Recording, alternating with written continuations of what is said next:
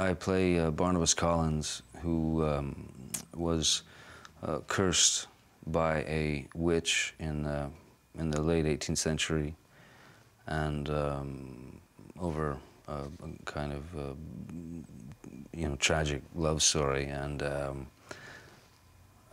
she locks me in a coffin for 200 years.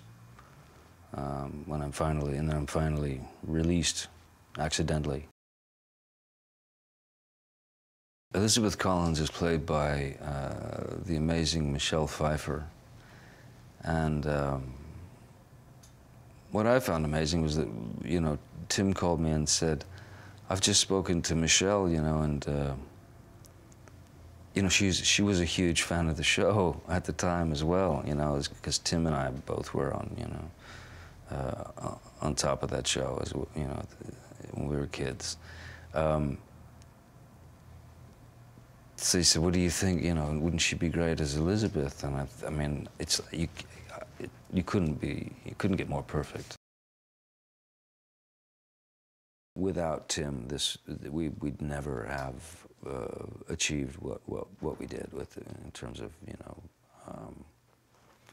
tone and quality and humor and just inventiveness.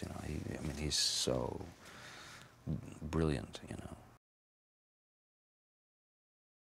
It is Dark Shadows, but it is a very different angle on what the series was. It's sort of taking what they did on the series and heightening the universe, that world a little bit, heightening the reality of things. It's just, so it's a kind of a fine line, between soap opera and reality, which sparked a whole like series of ideas. The idea of this very elegant man, having been cursed, the undead, in a box for 200 years, comes back to 1972, where everything, whereas like maybe the worst time aesthetically in sort of human existence, where everything's absurd, but like kids of that era or people of that era accepted weird little troll dolls and macrame owls and resin grapes and lava lamps, pet rocks, you know what I mean?